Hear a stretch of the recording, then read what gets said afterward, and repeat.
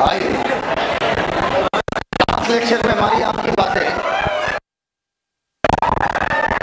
हो गया, आप चुप हो जाओ। आइए, लास्ट लेक्चर एक साथ बोला करिए, एक साथ चुप हो जाया करिए, मूड का कोई भरोसा नहीं होता कब घूम जाए। आओ बेटा इधर देखिएगा, लास्ट लेक्चर में हमारी बातें फाइलम हेमिकॉर्डेटा तक हुई थी। फाइलम इकाइनोडर्मेटा, फाइलम हेमिकॉर्डेटा और फाइलम टिनोफोरा, इनके सारे के सारे मेंबर आपके क्या होते हैं? मेराइन। पक्का? अब सुनना मेरी बात, अगर हम बात करें किस फाइलम में, ये बताओ किस फाइलम में आपका मेंटल कैविटी पाई गई थी? मोलस्का। अच्छा, गिल्स क्या मोलस्का में मौजूद थे? रेस्पिरेशन एक्सक्रीशन दोनों कराते थे। अब आज हम लोग का फाइलम आएगा फाइलम कॉर्डेटा। कल कॉर्डेटा खत्म करके हम जीडी करेंगे, अर्थात ग्रुप डिस्कशन। चलो भैया, सबसे पहले आप सभी लोगों को बहुत बहुत बधाई हो चंद्रयान 3 के लिए। कुछ ऐसा तुम लोग भी करो, बड़ा ऐसा करो, कोई बहुत नहीं, ये बड़ी बात है, बहुत बड़ी बात है। क्योंकि जो काम देखो हम में और चाइना में, अभी चाइना ज़्यादा डेवलप है, ठीक है, इतने डेवलप हैं कि वो 1925 करोड़ में भेजे और हम 615 में भेज दिए। नहीं समझे हमारी बात? वो 1925 करोड़ में वही काम किए जो हम लोगों ने कितने में किया? 615। और जो हमारी वाली लैंडिंग थी वो कठिन जगह थी, वहाँ पर लैंडिंग बहुत मुश्किल है, वहाँ पर अभी तक लैंडिंग हुई नहीं, ठीक है। वो हार्श एरिया, वहाँ पर भयानक ठंड है, वहाँ का जो एरिया है वो ज़्यादा रफ है, और हमने वही काम 615 करोड़ में किया, और इसे बोलते हैं टेक्नोलॉजी। और आप भी इस तरीके की ऑर्गेनाइजेशंस जो होती हैं, इसरो, नासा, नाम सुना होगा, ठीक है। देखो कितनी अच्छी, कितनी बड़ी बात है यार, कितनी बड़ी बात है, कितने कम बजट में इतनी सॉफ्ट लैंडिंग कराना। मैं तो पूरी लैंडिंग देख रहा था बैठ के, आराम से 1 घंटे तक बैठ के देखा कैसे कैसे लैंड हो रहा है। आप लोग ने भी देखी? आप लोगों ने रील देखी होगी, मुझे पता है। हाँ, क्या क्लास में देख रहे थे? अच्छा, बधाई दी थी तो आप, अच्छा इसरो वगैरह में आप लोग को लगता है आप नीट से जा सकते हो? बिल्कुल जा सकते हो, आप जा सकते हो with the help of astrobiology. आप नीट निकालो, इंडियन इंस्टीट्यूट ऑफ साइंस में अप्लाई कर दो। पता ही नहीं होता ना बात, सबसे बड़ा प्रॉब्लम ये, आपको लगता है नीट मतलब डॉक्टर, ऐसा नहीं होता बेटा। नीट के मार्क्स बहुत बहुत जगह पर लगते हैं। आप IISc में एडमिशन ले लो, इंडियन इंस्टीट्यूट ऑफ साइंस, वहाँ से बैचलर मारो, उसके बाद वहीं से आप बैचलर के बाद मास्टर्स लो, उसके बाद अगर आपने PhD कर ली तब तो आपने बमचक काट ली, ठीक। और एस्ट्रोबायोलॉजी बहुत उभरता हुआ ब्रांच है, बहुत कम लोगों को पता है। और कोई भी जो नया ब्रांच होता है ना, कोई भी नया ब्रांच, उसमें सबसे ज़्यादा सक्सेसफुल होने के चांसेस होते हैं, क्योंकि कंपटीशन होता है कम, फाइट कम, लोगों को पता होता है कम, तो लोग, अच्छा मैं बता रहा हूँ, इतने लोग बैठे हो, शायद ही कोई एस्ट्रोबायोलॉजी जानता हो, नहीं जानते ना, जो एलियन साइंस पे स्टडी करते हैं।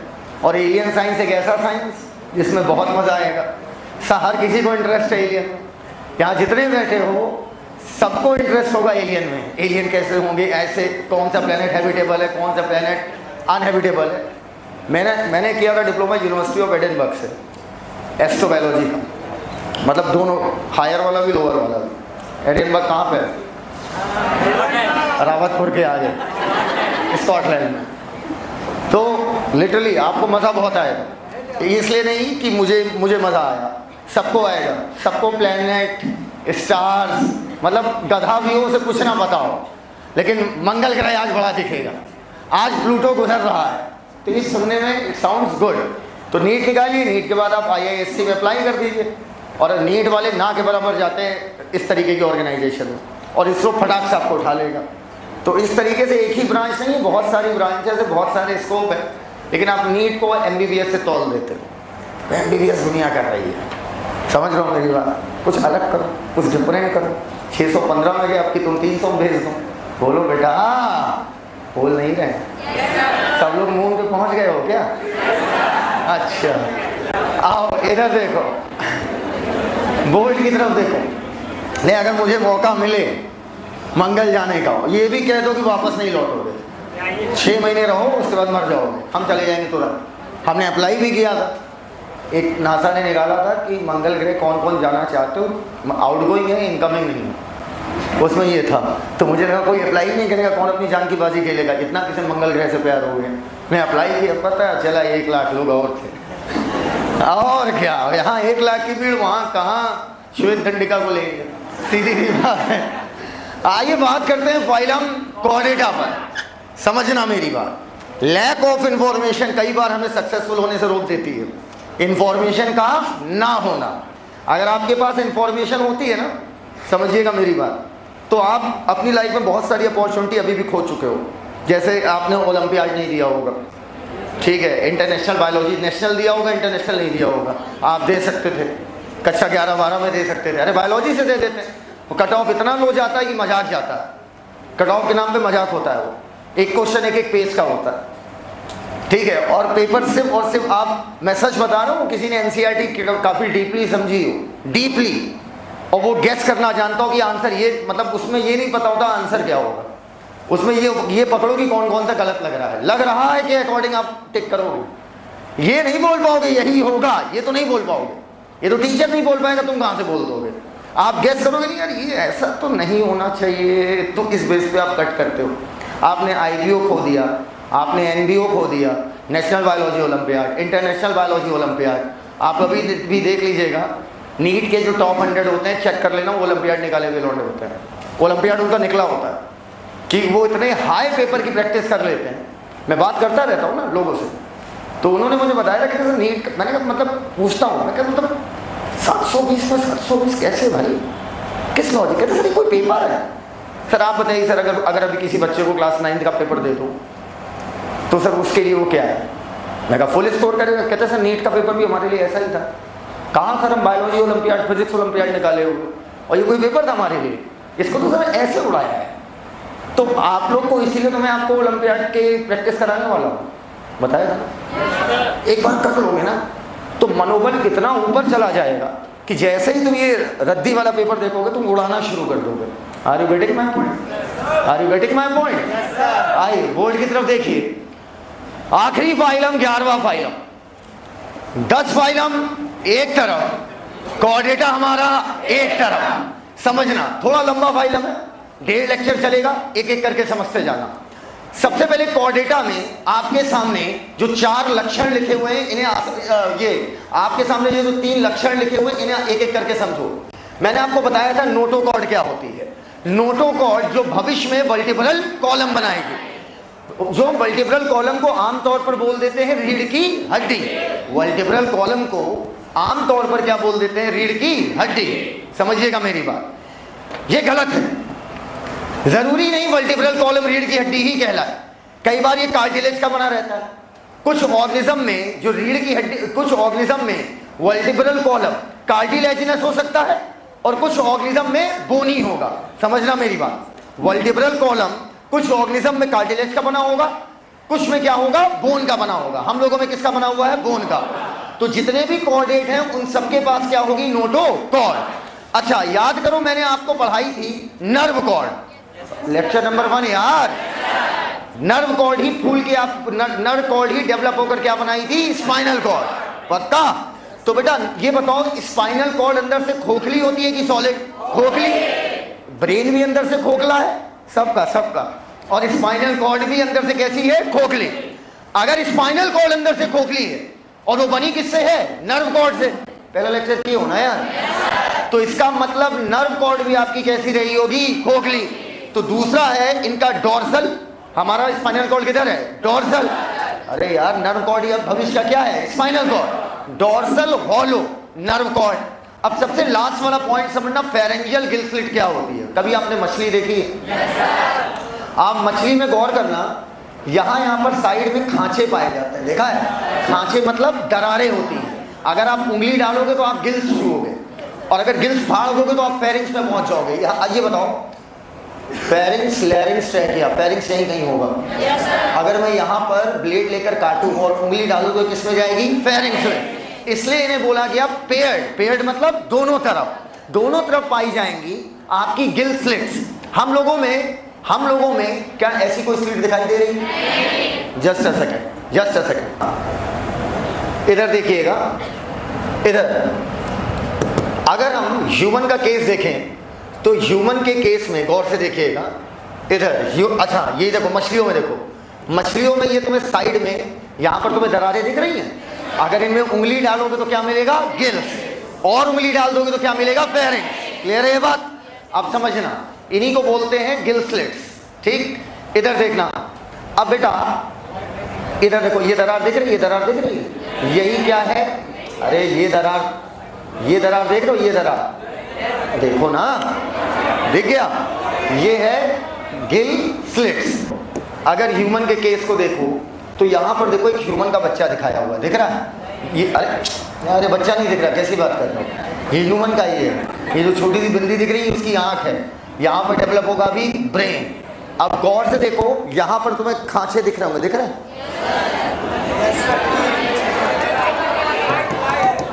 ये खांचे तुम्हें दिख रहे हैं कि नहीं दिख रहे हैं? इधर देखना बोर्ड की तरफ। अभी देखो ये जो खांचे दिख रहे हैं, ये खांचे एम्ब्रियोनिक डेवलपमेंट के दौरान थे हमारे यहाँ पर। लेकिन समझना मेरी बात, 9 महीने के डेवलपमेंट के दौरान ये खांचे आपके भर गए और इसके ऊपर क्या आ गई? स्किन। गिल स्लिट सब में होती है, चाहे फिश हो, चाहे एम्फीबिया हो, चाहे रिप्टाइल हो, चाहे बर्ड हो, चाहे मैमल। गिल स्लिट सबके पास होगी A to Z, जितने भी नाम लिया। तो अब यहां पर क्या लिखा हुआ? Paired pharyngeal gill slit. Comparison between chordate and non chordate. ऊपर कॉर्डेट और नॉन कॉर्डेट में, अब ईमानदारी से उधर मत देखिएगा, अगर मैं कंपैरिजन कर रहा हूं दो लोगों में, मैं पतला तो मेरा भाई मोटा, मैं गोरा, पक्का मेरा ढाल चूसे हुए आम की जैसा, इनका कद्दू जैसा। बोलो बेटा, मैं फैटलेस, ये फैटी, मैं मस्कुलर, ये नॉन मस्कुलर। जब आप कंपैरिजन कर रहे हो मतलब खेल क्या है? उल्टा। अगर कोऑर्डिनेट में नोटोकॉर्ड है तो नॉन कोऑर्डिनेट में नहीं होगी।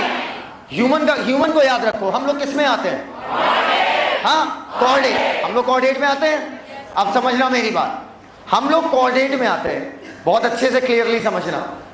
तो हम अपना एग्जांपल ले लेते हैं। हमारा जो सेंट्रल नर्वस सिस्टम है, ब्रेन और स्पाइनल कॉर्ड, वो पीछे साइड है या आगे साइड है? पक्का? हॉलो है या सॉलिड है? सिंगल स्पाइनल कॉर्ड है कि double? Central nervous system is dorsal. हम लोगों में डोर्सल मतलब नॉन कोऑर्डिनेट में वेंट्रल, हम लोगों में हॉलो मतलब नॉन कोऑर्डिनेट में सॉलिड, हम लोगों में सिंगल मतलब नॉन कोऑर्डिनेट में डबल। याद करो अर्थबॉम्ब, डबल वेंट्रल नर्व कॉर्ड। याद आया? आओ, अगर हम लोगों में गिल स्लिट्स है तो इसका मतलब उधर गिल स्लिट्स नहीं होगी। हम लोग का दिल आगे या पीछे? हल्ट हमारा अगर वेंट्रल तो उनका डोर्सल, अगर होगा तो। अच्छा, हम लोगों में ये बताओ कहीं पूंछ होती है? नहीं बेटा, थी एम्ब्रियोनिक डेवलपमेंट के दौरान थी, लेकिन बाद में क्या हो जाती है? रेड्यूस। किसी की है? किसी की पूंछ है बेटा?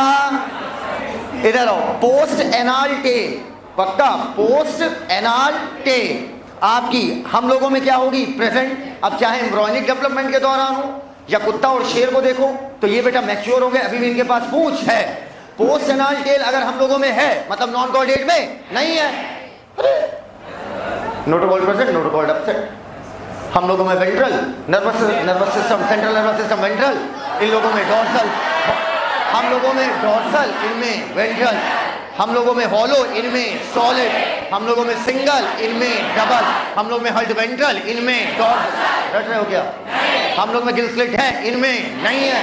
सिंपल बोलो भैया।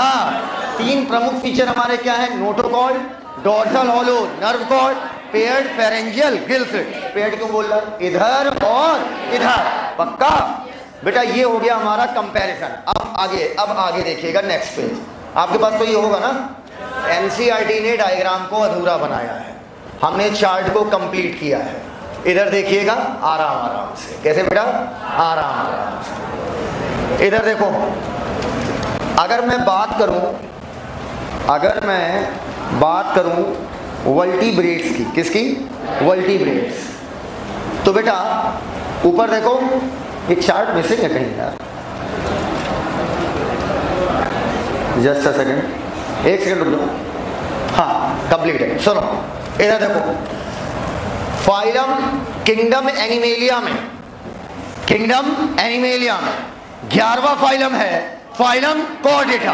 बेटा यहां आपको बोलना पड़ेगा मेरे साथ साथ। फाइलम से छोटा क्या होगा? सब फाइलम।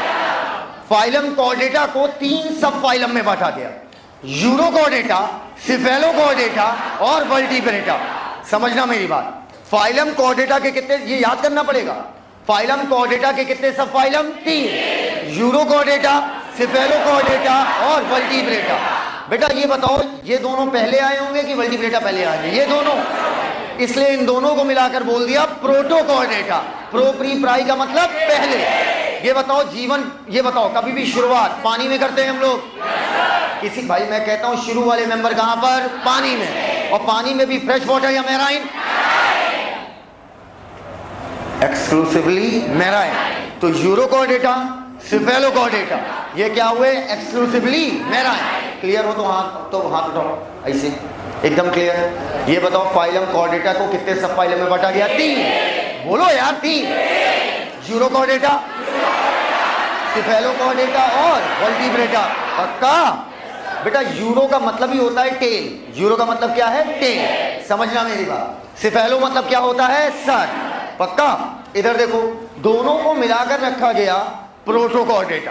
प्रोटोकॉर्डेटा के सारे मेंबर आपके क्या होंगे? मैराइन।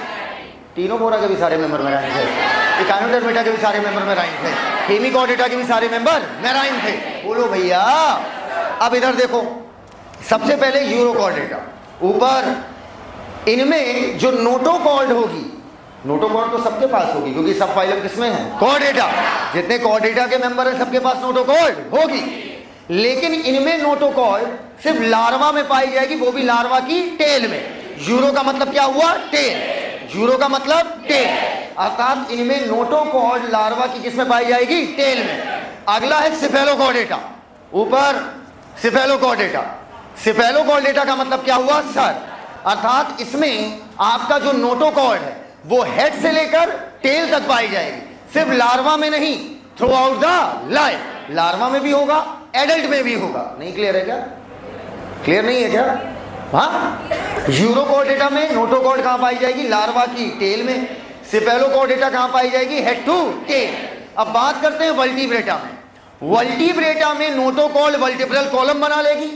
अब वो वर्टिब्रल कॉलम चाहे कार्टिलेज का बना हुआ, चाहे वो आपका बोन का बना हुआ, फॉर्म बोनी कार्टिलेजिनस, बोनी हो या कार्टिलेजिनस, वर्टिब्रल कॉलम। क्या यहां तक बात एकदम क्लियर है बेटा? तो बोलो फाइलम कॉर्डेटा के 3 सब phylum, urochordata, cephalochordata, vertebrata, larval tail किसमें? यूरोकॉर्डेटा। सर से लेकर टेल तक, through out life, through out life, through out life. और जहां वर्टिब्रल कॉलम बनी वो हो जाएगा वर्टिब्रेटा।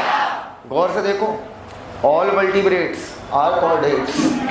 जितने, सुनो तो, जितने भी वर्टिब्रेट हैं सबके सब क्या है? कॉर्डेट। अरे कॉर्डेट के अंदर रखा गया है, लेकिन ऑल कॉर्डेट्स आर नॉट। समझ गए मेरी बात? ये तो मैं इसके लिए भी बोल सकता हूं, all urochordate are chordates, but all chordates are not urochordate. All cephalochordate are chordates. अगर यही कर देना एग्जाम में, तुम लोग कहोगे नहीं ऑल वर्टिब्रेट्स आर कॉर्डेट, ये गलत हो गया ना। अरे तीनों में किसी का नाम ले लो, ऑल सिफेलोकॉर्डेट आर कॉर्डेट्स। लेकिन क्या हर कॉर्डेट सिफेलोकॉर्डेट है? नहीं। क्या ये बच्चों वाली बात एकदम क्लियर हो गई है? आगे बढ़िए। इधर देखिए, वर्टिब्रेटा में एग्जाम्पल सब एक साथ लपेटेंगे धड़धड़ाते हुए। क्लियर? आओ इधर सुनो, वो 2 घंटे में पगलवा देंगे एग्जाम्पल में एकदम, मतलब फिर चिल्लाओ पगलाओ। अब उस दिन खा पी गया ना कायदे से। वर्टिब्रेटा को डिवाइड किया गया 2 पार्ट में। बोलो सब phylum, vertebrata gate divided into 2 groups. ये डिवीजन प्लांट वाला डिवीजन मत समझ लेना। डिवीजन मतलब एक जनरली क्या किया गया? डिवाइड। अब बेटा एक को बोला ए गैनाथा। गैनाथा का मतलब होता है जबड़ा। गैनाथा का मतलब जबड़ा। ए किसी के नाम के आगे लग जाए अपसेट। अगर जबड़ा नहीं है तो ए गैनाथा, और जबड़ा है मुंह में, स्टोमिया मतलब माउथ। बताया है यार, स्टोमिया मतलब माउथ। अगर मुंह में जबड़ा है तो आप कहलाओगे गैनाथोस्टोमेटा। एकदम क्लियर। गैनाथा मतलब क्या होता है? जॉ। एगैनाथा और गैनाथोस्टोमेटा। एगैनाथा के अंदर सिर्फ आप एक क्लास पढ़ोगे, दैट इज साइक्लोस्टोमेटा। ये सच्ची वाली मछलियां नहीं है, ये मछली जैसी दिखती है पर ये मछली नहीं है, क्योंकि मछलियों की बॉडी पे स्केल्स पाए जाते हैं, इनकी बॉडी बिल्कुल चिकनी होती है। कैसी? चिकनी। पक्का। इसके साथ साथ इनके जो फिन्स होते हैं, फिन समझते हो ना, मछली जिससे तैरती है, इनके पेयर्ड नहीं होते हैं, और मछलियों के फिन्स कैसे होते हैं? पेयर्ड। तो एगैनाथा को ट्रू फिश कहूं या फॉल्स फिश? एकदम क्लियर है ये बात। मछली के नाम पे कलंक हो तुम। अब गैनाथोस्टोमेटा पे आ जाओ। गैनाथोस्टोमेटा जिनके पास जबड़े हैं या नहीं हैं, इनको दो सुपर क्लास में डिवाइड किया गया। क्लास नहीं बोल रहा हूं, यहां पर आप सुपर क्लास नहीं पढ़ते हो, यहां पर आप सीधे क्या देखते हो? Class Cyclostomata. पहले भाई साहब इतना पढ़ाना पड़ता था इसको, ऑस्टेकोडर्मी तक पढ़ानी पड़ती थी। ये मजाक था, मजाक, इग्नोर करना था। गैनाथोस्टोमेटा की बात करो। गैनाथोस्टोमेटा की टोटल कितनी super class? 2 super class. Class से ऊपर या नीचे? ऊपर। कितने लोग ईमानदारी से सुबह सुबह उठ के राशि पढ़ते हैं? राशिफल। हाँ, राशिफल पढ़ते हैं? हाँ, ईमानदारी से। आज आपके किसी नए मित्र से मुलाकात होगी, स्वास्थ्य संबंधी कोई दिक्कत हो सकता, होता नहीं क्या?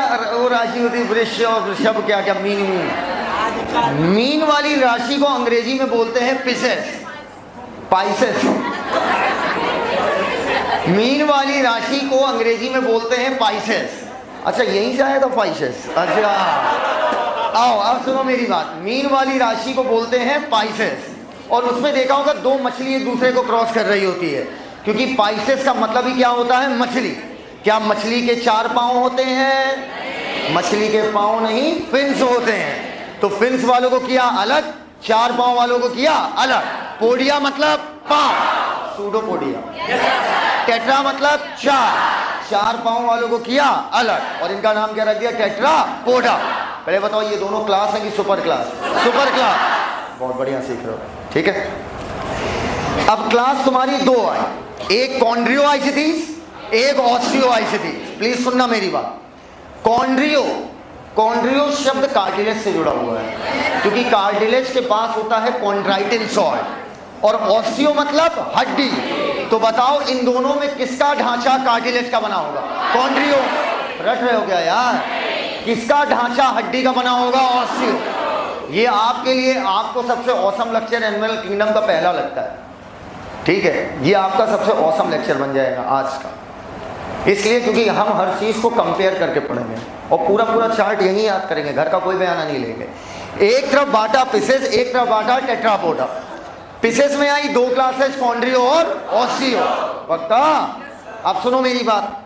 टेट्रापोडा में टोटल कितनी क्लास आई? 4। Amphibia, reptile, bird, mammal. यही 4 ही तो बचे यार। Amphibia, reptile, bird, mammal. एकदम क्लियर है ये बात? अब सुनना मेरी बात। इस तरीके से आपने ये पूरा चार्ट देख लिया। एक बार और देखेंगे। आप कितनी बार देखेंगे?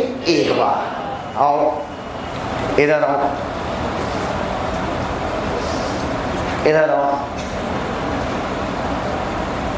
फाइलम कॉर्डेटा के कितने सब phylum? 3। Urochordata, cephalochordata, vertebrata. Urochordata में सिर्फ लार्वा की टेल में नोटोकॉल, सिफेलोकॉर्डेटा में हेड टू टेल, वर्टिब्रेटा में कार्टिलेजिनस या बोनी वर्टिब्रल कॉलम। अब इसको डिवाइड किया गया, ये एक जनरल डिवीजन है, प्लांट वाला डिवीजन नहीं है। गैनाथोस्टोमेटा और एगैनाथा। एगैनाथा के पास जबड़ा नहीं है। एगैनाथा में सिर्फ एक क्लास पढ़ेंगे, साइक्लोस्टोमेटा। गैनाथोस्टोमेटा के पास क्या होंगे? जबड़े। ढालो किसका आ रहा है? Super class. इस गैनाथोस्टोमेटा को कितनी सुपर क्लास में बांटा गया? 2। पिसेस और टेट्रापोडा। पिसेस में आपकी टोटल कितनी क्लास? 2। कॉन्ड्रियो और ऑस्टियो। किसकी बॉडी कार्टिलेज की बनी होगी? कॉन्ड्रियो। किसकी बॉडी हड्डियों की बनी होगी? ऑस्टियो। इतनी सरलता से सिखाऊंगा, बस देखते जाओ तुम। टेट्रापोडा में टोटल कितनी क्लास आएंगी? 4। Amphibia, reptile, bird, mammal. Fish इधर ले लिया, फिश इधर ले लिया, बाकी बचे 4 इधर ले लिए। क्या यहां तक बात एकदम क्लियर है? इतने सब फाइलम में बांटा गया है 3, यूरोकॉर्डेटा, सिफेलोकॉर्डेटा, वर्टिब्रेटा। बेटा यूरोकॉर्डेटा में सिर्फ और सिर्फ नोटोकॉर्ड लार्वा की कहां पर है? टेल में। सिफेलोकॉर्डेटा में हेड टू टेल। वर्टिब्रेटा में नोटोकॉर्ड रिप्लेस हो गई थी वर्टिब्रल कॉलम से, बोनी और कार्टिलेजिनस। वर्टिब्रेटा को हमने कितने डिवाइड किया, किसमें डिवाइड किया है? 2। एक एनाथा, गैनेथोस्टोमेटा। एक एनाथा की क्लास साइक्लोस्टोमेटा, और गैनेथोस्टोमेटा को 2 सुपर क्लास पिसेस और टेट्रापोडा। पिसेस में कितनी क्लासेस? 2, कॉन्ड्रियो और ऑस्टियो। और टेट्रापोडा में टोटल क्लास कितनी हो गई? 4, एम्फीबिया, रिप्टाइल, बर्ड, मैमल। चलो बच्चों सभी लोग रफ कॉपी निकालिए तुरंत। अरे चले कर रफ कॉपी निकालो। गैनाथोस्टोमेटा का 2 सुपर क्लास पिसेस और टेट्रापोडा। पिसेस में आएंगी 2 क्लास, कॉन्ड्रियो और ऑस्टियो। अच्छा, इसके बाद टेट्रापोडा में टोटल क्लास कितनी? 4, एम्फीबिया, रिप्टाइल, बर्ड, मैमल। एकदम क्लियर है बेटा? आओ अब सबसे पहले हम लोग बात करेंगे इन तीनों मछलियों पर एक साथ। पहली वाली को हमने फॉल्स फिश बोला है क्या? पहली वाली साइक्लोस्टोमेटा, ये फॉल्स फिश है क्योंकि इनके पास ना तो इनके पास स्केल्स होती हैं, ना तो इनके फिन्स आपके पेयर्ड होते हैं। अब इधर देखना बोर्ड की तरफ, कुछ डायग्राम दिखा रहा हूँ, उन्हें देख लीजिएगा, कॉन्सेप्चुअल क्लैरिटी बढ़ जाएगी। इधर देखिएगा, अगर खुल गए तो आपकी किस्मत। अच्छा अब गौर से देखो, ये पहला डायग्राम है। पहला डायग्राम देखिएगा, यार बंद कर देना, तो खोल देना थोड़ी देर में। पहला डायग्राम गौर से देखिए, क्या इसकी बॉडी पर किसी प्रकार की कोई स्केल दिखाई दे रही है? नहीं। माउथ क्या तुम्हें इसका सर्कुलर लग रहा है क्या? अगर किसी का माउथ सर्कुलर है, बेटा ऐसे बनाओ, मुंह बनाओ, अपना हाथ चूसो, सक करो, बस। आओ माउथ आपका अगर किसी चीज को आप सक करना चाहते हो तो आपको माउथ कैसा बनाना पड़ेगा? सर्कुलर। तो इनका माउथ सर्कुलर होता है और सकिंग होता है, और ये क्या करती हैं? बड़ी बड़ी मछलियों पे जाकर चिपक जाती हैं। ठीक, बाहर चिपक रही है कि अंदर? बाहर। उन्हीं पर रहती है, उन्हीं से नरिशमेंट लेती हैं और उन्हीं की बॉडी का नुकसान करती हैं। तो कहने का अर्थ क्या हुआ? ये हुए पैरासाइट। एक्टो या इंडो? एक्टो। हर मछली पर नहीं चिपकती है, जिन पर यह आसानी से सक करके चिपक जाए। तो इनका माउथ कैसा होता है? Circular sucking mouth. साइक्लो मतलब क्या हुआ? सर्कुलर। स्टोमिया मतलब माउथ, तो नाम क्या पड़ गया? साइक्लोस्टोमेटा। एकदम क्लियर है वाली बात? आओ बेटा अब देखो, तुम्हें सिखाते जाते हैं, इधर देखते जाओ। ये पता नहीं क्यों डायग्राम्स जो हैं डबल आ रहे हैं, जिन्हें आना चाहिए वो आ नहीं रहे। आओ इधर देखो बेटा, एक एक करके देखते जाओ। सबसे पहला हैबिटाट, पहले सीक्वेंस मत भूलना वरना सब खराब हो जाएगा। साइक्लोस्टोमेटा, कॉन्ड्रियो और उसके बाद ऑस्टियो। अब तीनों में कंपेयर करोगे, अपने आप सीख जाओगे।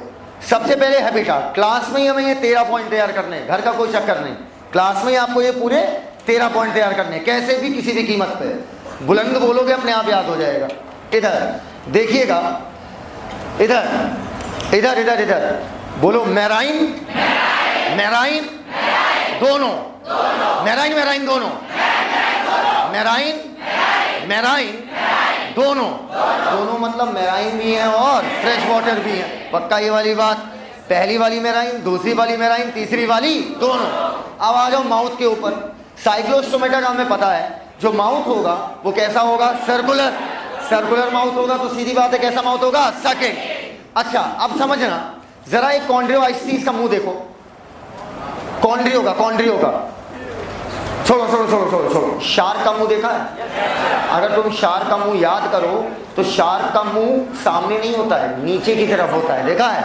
तो नीचे की तरफ मतलब वेंट्रल या डोर्सल? वेंट्रल। तो बस बेटा सबसे फेमस मेंबर इसकी शार्क है, शार्क दिमाग में रखो, काम खत्म। कॉन्ड्रियो आइस्टीज का माउथ किधर है? वेंट्रल। अगर शार्क आपके दिमाग में है कि शार्क कॉन्ड्रियो का मेंबर है तो खेल खत्म। आप सीधी सी बात शार्क दिमाग में डाल लो, उसके बहुत सारे फीचर दिमाग में आ जाएंगे। तो माउथ इसका किधर होगा? नीचे की तरफ। और वहीं पर ऑस्टियो को देखिए, ऑस्टियो का माउथ देखो, इसका डायग्राम क्लियर दिख रहा है, बिल्कुल अंत में है। ऑस्टियो का माउथ देखो बिल्कुल अंत में है। ऑस्टियो का माउथ देखो, पन्ना पलटो बेटा, पन्ना पलटो। ऑस्टियो का माउथ बिल्कुल टर्मिनल है, मिला? टर्मिनल मतलब क्या हुआ? बिल्कुल लास्ट में। बोलो यार, पहले वाले का माउथ किधर है बेटा? Sucking and, circular. दूसरे वाले का कैसा है? नीचे। अगर आपके दिमाग में ये चढ़ा हुआ है कॉन्ड्रियोआइसिस का एग्जाम्पल शार्क, तो आप कई पॉइंट इसके लपेट दोगे। कॉन्ड्रियो का किधर है? वेंट्रल। और ऑस्टियो का किधर है? टर्मिनल। अच्छा ये बताओ, शार्क शुद्ध शाकाहारी है, शुद्ध मांसाहारी, तो बेटा कॉन्ड्रियो का न्यूट्रिशन कैसा है? प्रेडेशियस। और साइक्लो का मैंने अभी बताया ectoparasite on some fishes, all की सम।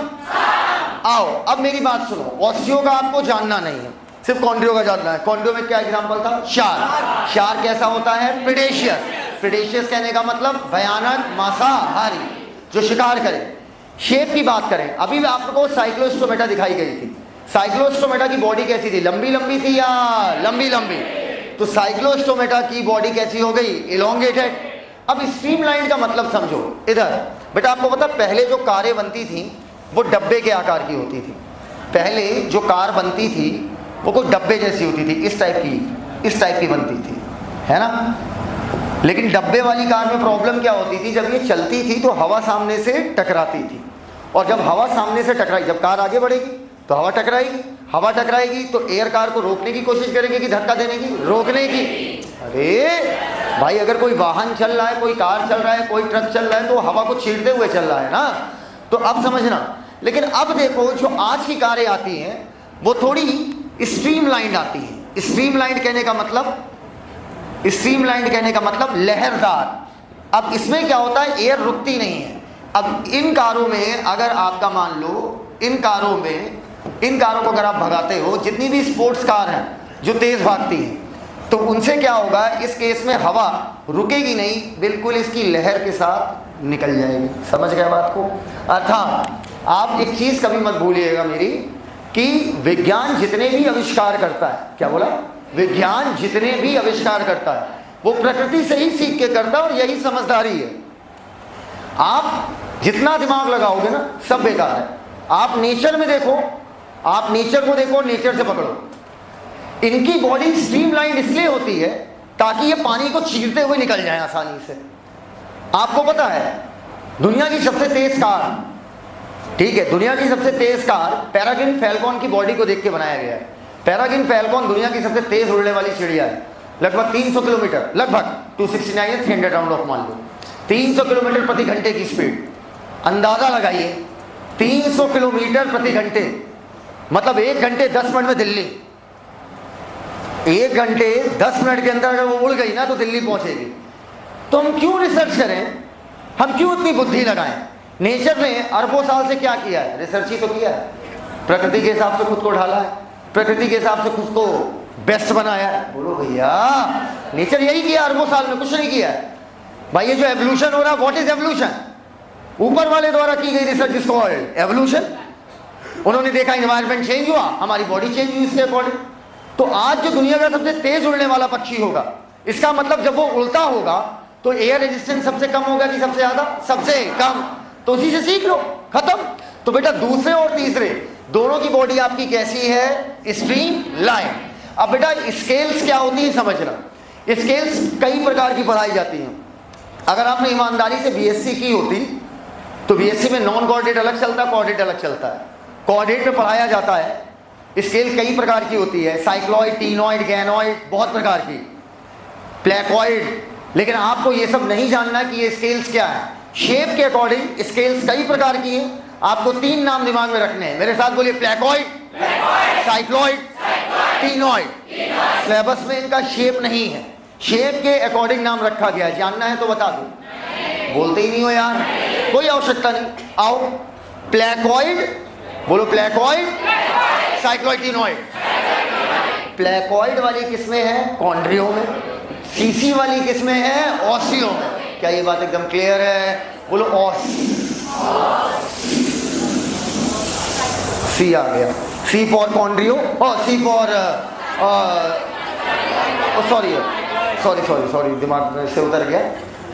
सीसी वाले किसमें होंगे? ऑस्टियो में। और कॉन्ड्रियो वाले में कौन सी स्केल होगी? प्लेकॉइड। ये शेप के अकॉर्डिंग है, शेप आपके सिलेबस में नहीं इसलिए बता नहीं रहा हूं। कभी शार्क के दांत मन से देखें? अरे सामने से नहीं भैया, पिक्चर में तो देखा होगा। शार्क का जो जबड़ा होता है उसमें जो दांत होते हैं वो वो अंदर की तरफ, बैकवर्ड अंदर की तरफ डायरेक्टेड होते हैं।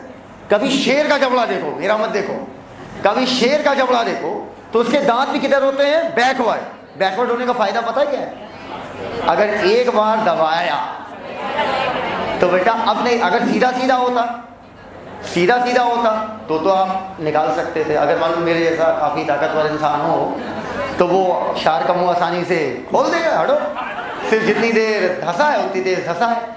लेकिन जब दांत बैकवर्ड होंगे तो भक्त से जहां मारेगी तो बेटा 2-2.5 किलो तो लेके जाएगी। और शार्क जैसा जबड़ा तो बेटा जब धंसा देना शार्क दांत तो जो अब है उसे बचाओ, जो था वो चला गया। समझना मेरी बात। तो शार्क के जो टीथ होते हैं एक्चुअली में वो टीथ नहीं है, वो प्लेकॉइड स्केल ही है। उनमें थोड़ा मॉडिफिकेशन हो जाता है, थोड़ी देखने में और सख्त हो जाती हैं, और वही आपके क्या बनाते हैं? दांत। मॉडिफाइड प्लेकॉइड टीथ जो किधर डायरेक्टेड है? बैक या फॉरवर्ड? बैक। इधर देखो, बोलो 6 5 4। ये याद रहेगा, टेंशन मत लो, 6 5 4 याद रखो। अरे उल्टा जाओ, 6 5 4। गिल स्लिट्स की बात करें, कितनी स्लिट्स हैं? तो 6 से 15 पेयर। भाई पेयर एग्जाम में याद रखना, 6 से 15 हो जाएगा तो गलत हो जाएगा। 6 से 15, बोलो 6 से 15, 5 से 7 4, 6 से 15, 5 से 7 4। क्या साइक्लोस्टोमेटा एक एनाथाका मेंबर थी? तो जॉ इसमें क्या होगा? एब्सेंट, और इन दोनों में प्रेजेंट। क्या लगता है शार्क के जबड़े नॉर्मल की बहुत पावरफुल? उसके लिए मेरे जैसा ताकतवर इंसान चाहिए कि उसके जबड़ों को खोल पाए, तोड़ ना पाए। बेटा तोड़ों की बात नहीं की जाती वहां पर। तो शार्क के लिए जबड़े तो हैं, लेकिन जबड़े कैसे हैं? पावरफुल। 8वें पॉइंट पर रुक जाएंगे, ठीक है, क्योंकि 8वें पॉइंट पर फिर वापस से जाएंगे, फिर तैयार करेंगे, ठीक है। जब भी किसी टेबल या चार्ट को पढ़ा जाता है तो हमेशा इस बात का ध्यान रखा जाता है कि पूरा चार्ट एक बार में नहीं पढ़ा जाता, उसे क्या किया जाता है? टुकड़ों में तोड़ दिया जाता है। हमने अभी देखा था फिन साइक्लोस्टोमेटा में कैसे थे? अनपेयर्ड, बोलो भैया। और इन दोनों में कैसे थे? पेयर। इंडोस्केलेटन भी देख लो, क्या दिक्कत है? शुरू के दोनों के कार्टिलेज वाले, आखिरी वाले का बोनी वाला। ऑस्टियो वाला क्या है बेटा? बोनी।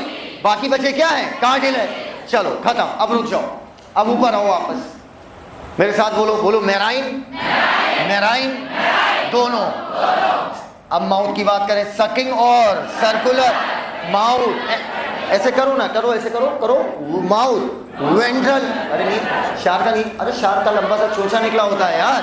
माउथ कैसा है? वेंट्रल। ऑस्टियो का कैसा है? टर्मिनल। पक्का? अब बेटा बात करते हैं इनका nutrition. Ectoparasite on all fish या सम? अच्छा, ये कैसी है? प्रेडेशियस। तीसरा हमको जानना नहीं। अभी साइक्लो दिखाई थी, साइक्लो कैसी थी? लंबी लंबी, देखा होगा ना, बेलन के आकार की थी। तो बेटा ये कैसा हो गया आपका? बेलन के आकार की। तो शेप कैसा हो गया? इलोंगेटेड। बाकी दोनों का स्ट्रीमलाइन। बोलो इलोंगेटेड, स्ट्रीमलाइन, स्ट्रीमलाइन। पहले में स्केल क्या थी? एब्सेंट। बाकी दोनों में प्रेजेंट, प्रेजेंट। बोलो प्लेकॉइड, सीसी, साइक्लॉइड और टीनॉइड। शार्क के दांत नहीं है, वो प्लेकॉइड स्केल है, बस उसमें क्या हो गया? मॉडिफिकेशन। बैकवर्ड डायरेक्टेड की फॉरवर्ड? बैकवर्ड। पक्का? जितने भी प्रेडेटर्स होते हैं, चाहे आप डायनासोर सोच लो, चाहे आप क्रोकोडाइल सोच लो, चाहे आप शेर सोच लो, चाहे चीता सोच लो, इनके दांत किधर डायरेक्टेड होते हैं? पीछे की तरफ। आओ इधर आओ। अब बेटा बात करते हैं गिल स्लिट्स की।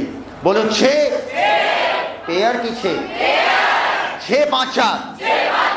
पहले में जॉ एब्सेंट, बाकी दोनों में प्रेजेंट। दूसरे वाले का जॉ कैसा है? पावरफुल। पहले वाले में फिन्स अनपेयर्ड, बाकी दोनों में पेयर।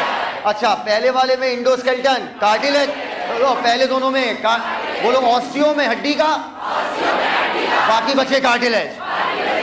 अच्छा, अब आओ हम लोग बातें करेंगे एयर ब्लैडर। इधर बेटा एयर ब्लैडर आपको पता है, जब भी कभी भी कोई शिप जो होता है, अगर आप शिप पे कभी ट्रेवल किया हो?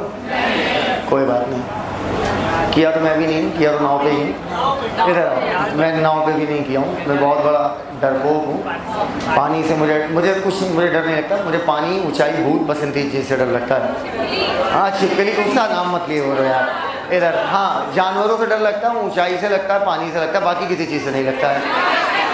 हाँ तो अभी का बचा इंसान सबसे डरावनी चीज़ उससे नहीं लगता।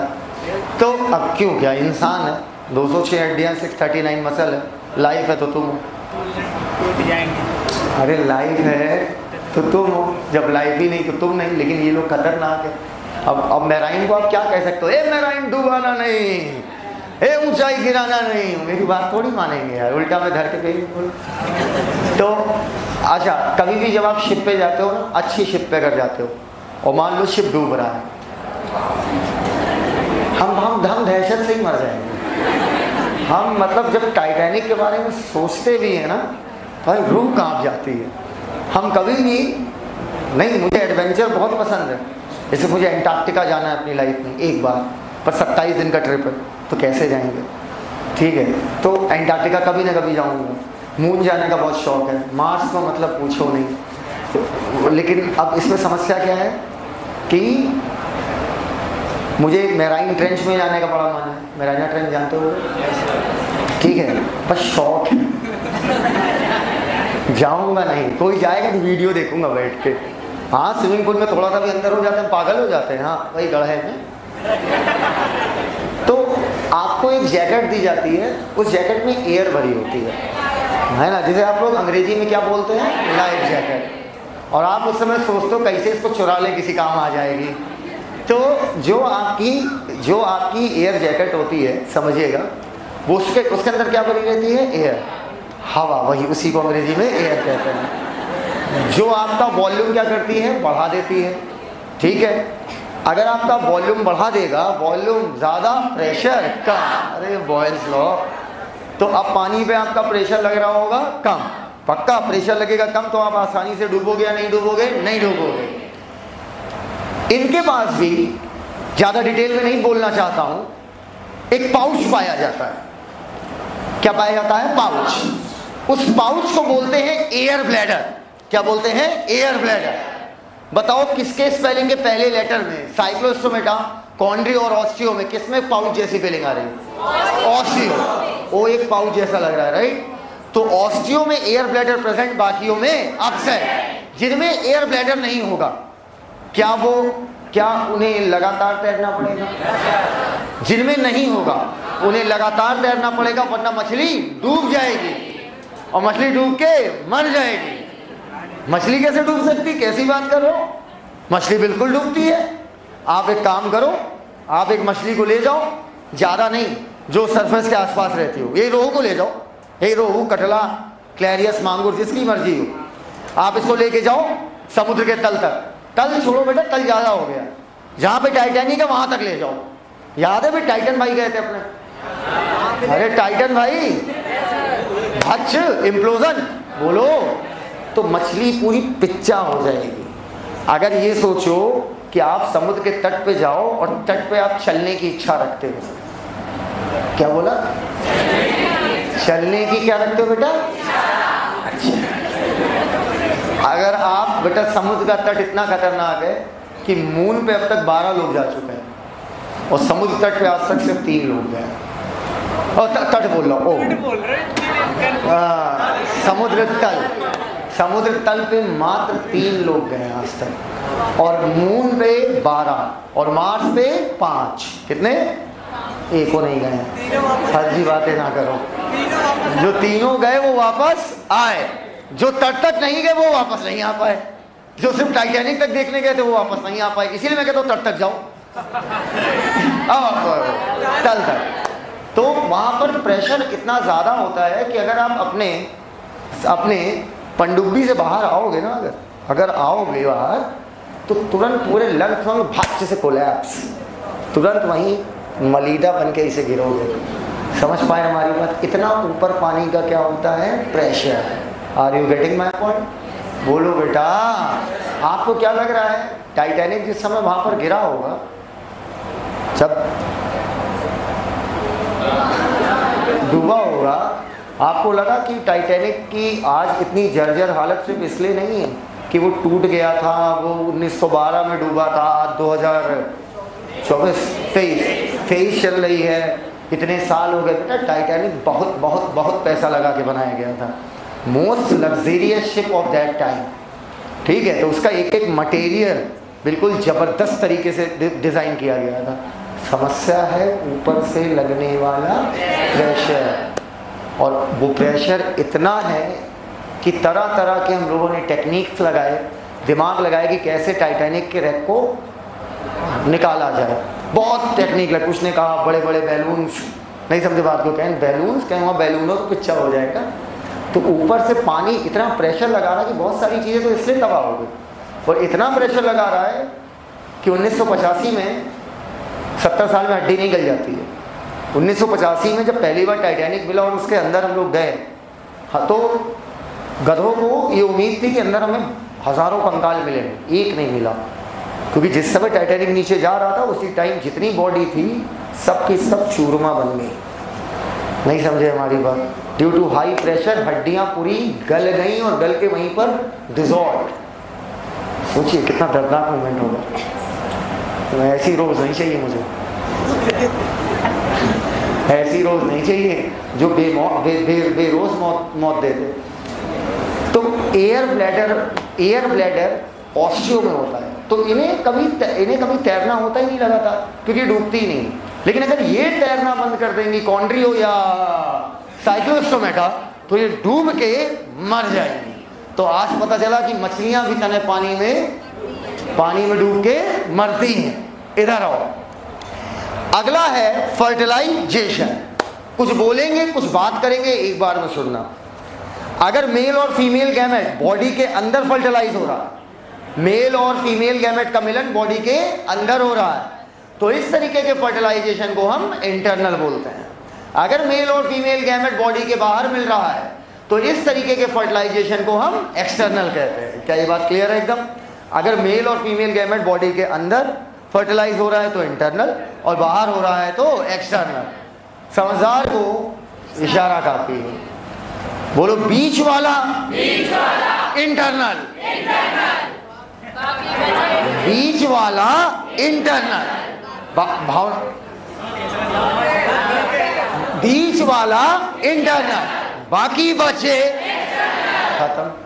आओ आगे बोलो। ओ से ऑस्टियो, ओ से oviparous, happy birthday, thank you.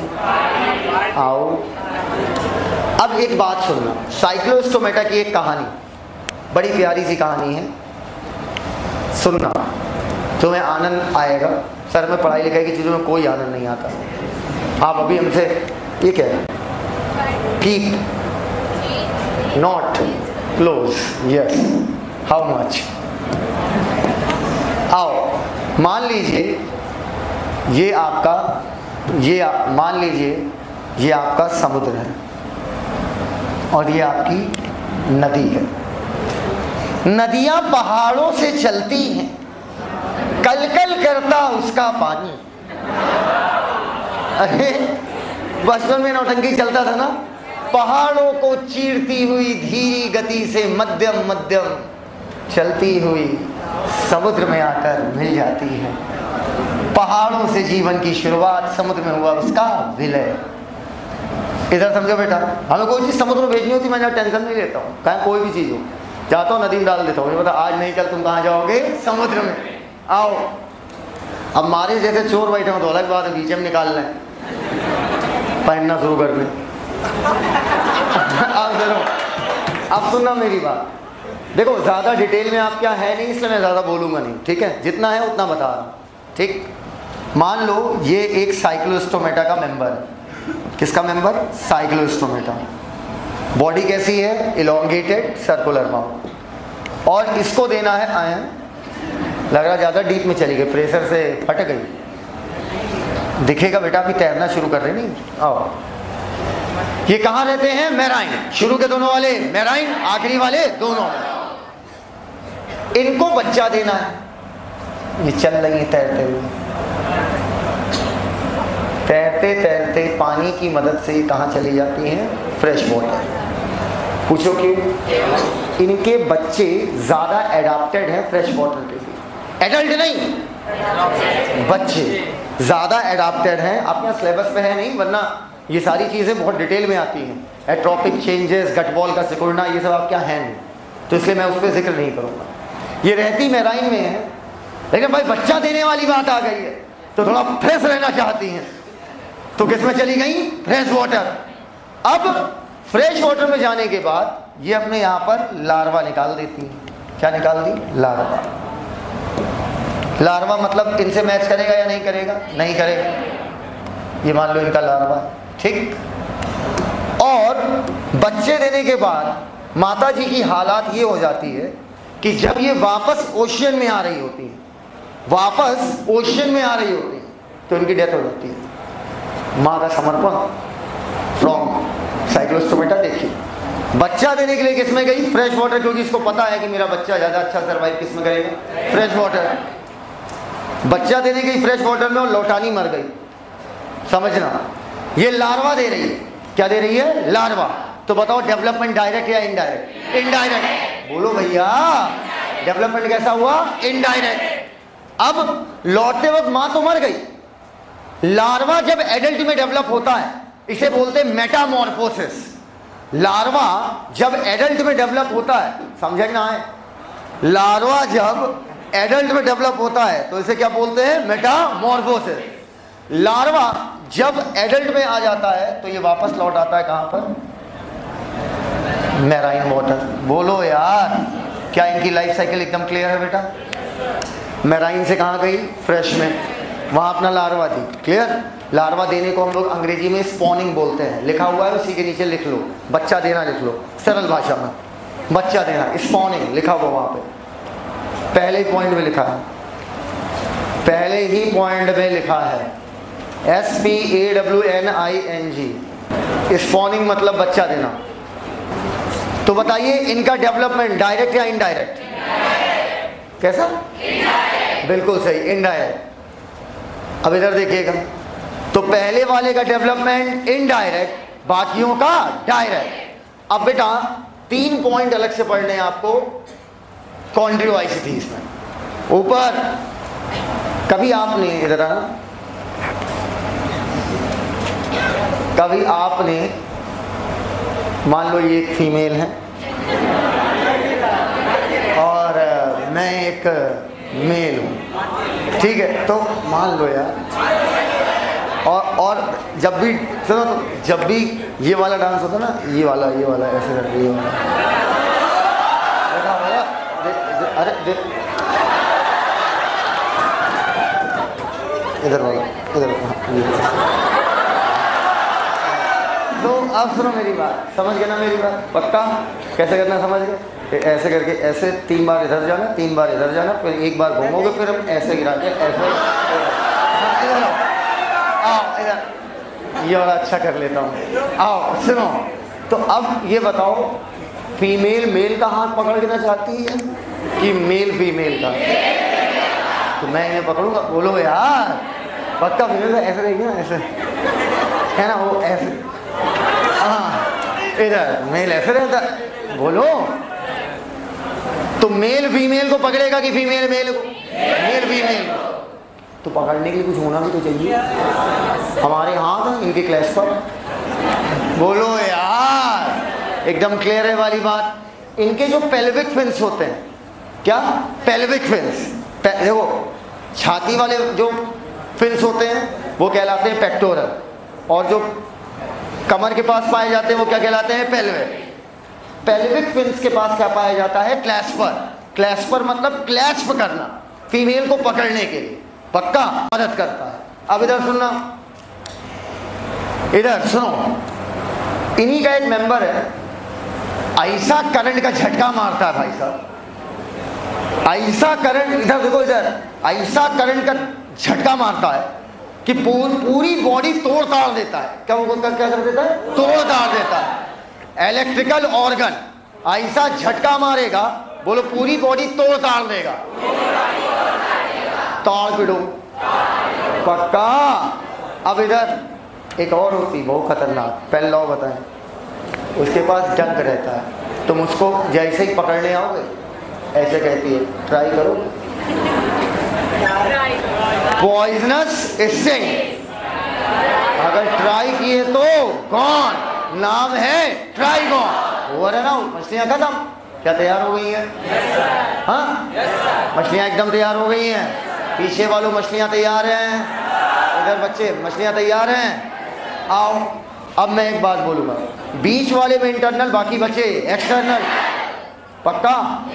पहले वाले का डेवलपमेंट इनडायरेक्ट, बाकियों का डायरेक्ट। पहले वाले का सर्कुलर सकिंग माउथ, उसके बाद वेंट्रल, उसके बाद टर्मिनल। अच्छा, पहले वाले में नो स्केल्स, प्लेकोइड, साइक्लॉइड और टीनॉइड, सब तैयार हो गया है। ओ वाले में एयर ब्लैडर होगा, बाकियों में एयर ब्लैडर एब्सेंट। एकदम क्लियर है? अच्छा यार, इसमें कहीं एक मिनट दिखाना, ओपर्कुलम नहीं आया। ओपर्कुलम शायद मिस हुआ है क्या मुझसे? अच्छा तो लिखो बेटा, एक पॉइंट लिख लो। कौन सा पॉइंट होगा? कौन सा? 14। ओके, मैं 13 समझ रही थी अभी तक, आपने 14 बता के मेरी आंखें खोल दी।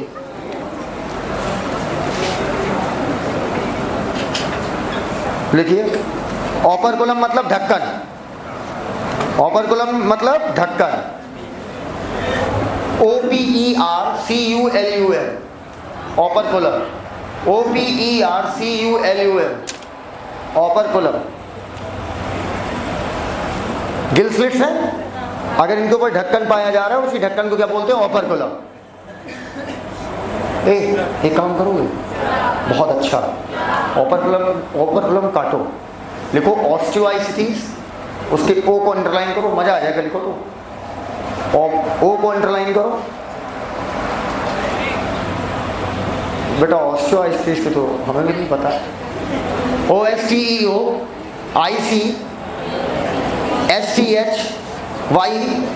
आगे देख लीजिए, ES, ऑस्टियोआइसिटीज कर लिया।